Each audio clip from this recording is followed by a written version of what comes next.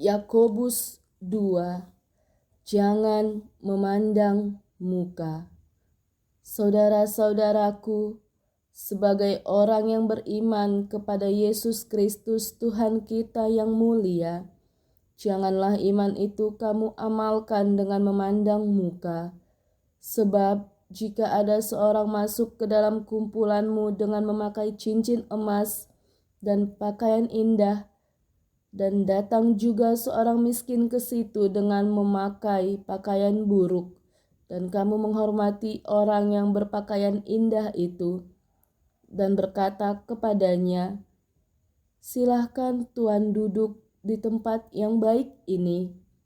Sedangkan kepada orang yang miskin itu kamu berkata, "Berdirilah di sana," atau "Duduklah di lantai ini dekat tumpuan kakimu." Bukankah kamu telah membuat pembedaan di dalam hatimu dan bertindak sebagai hakim dengan pikiran yang jahat?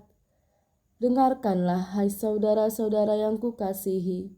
Bukankah Allah memilih orang-orang yang dianggap miskin oleh dunia ini untuk menjadi kaya dalam iman dan menjadi ahli waris kerajaan yang telah dijanjikannya kepada barang siapa yang mengasihi Dia?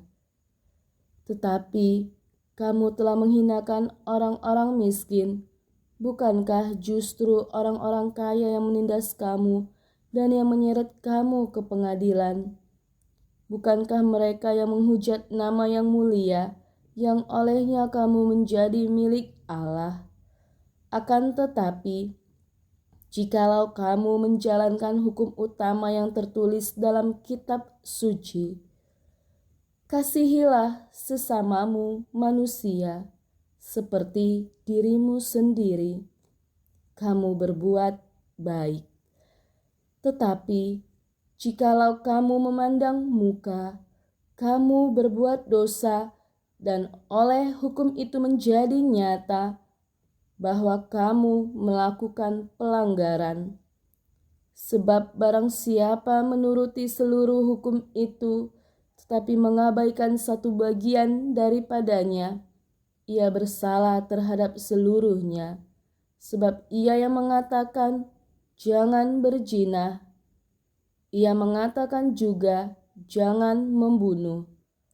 Jadi jika kamu tidak berzina tetapi membunuh, maka kamu menjadi pelanggar hukum juga. Berkatalah dan berlakulah seperti orang-orang yang akan dihakimi oleh hukum yang memerdekakan orang. Sebab penghakiman yang tak berbelas kasihan akan berlaku atas orang yang tidak berbelas kasihan. Tetapi belas kasihan akan menang atas penghakiman. Yakobus 2. Iman tanpa perbuatan pada hakikatnya adalah mati. Apa gunanya, saudara-saudaraku, jika seorang mengatakan bahwa ia mempunyai iman, padahal ia tidak mempunyai perbuatan? Dapatkah iman itu menyelamatkan dia?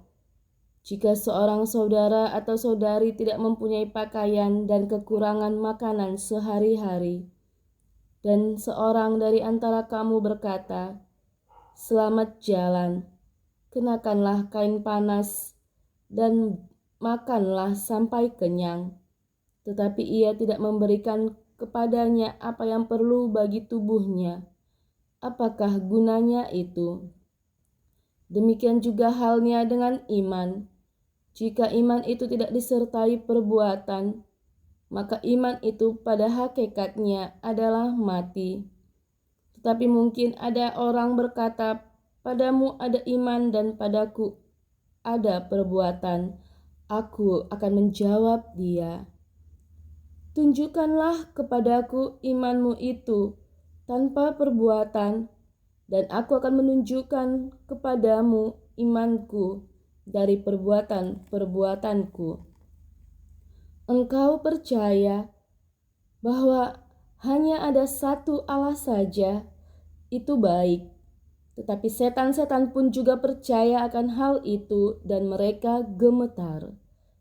Hai manusia yang bebal, maukah engkau mengakui sekarang bahwa iman tanpa perbuatan adalah iman yang kosong?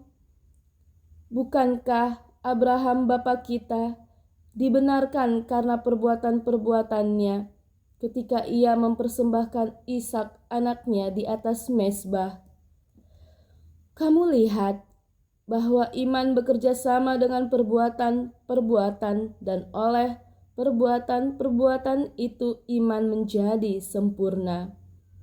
Dengan jalan demikian, genaplah nas yang mengatakan, lalu percayalah Abraham kepada Allah, maka Allah memperhitungkan hal itu kepadanya sebagai kebenaran.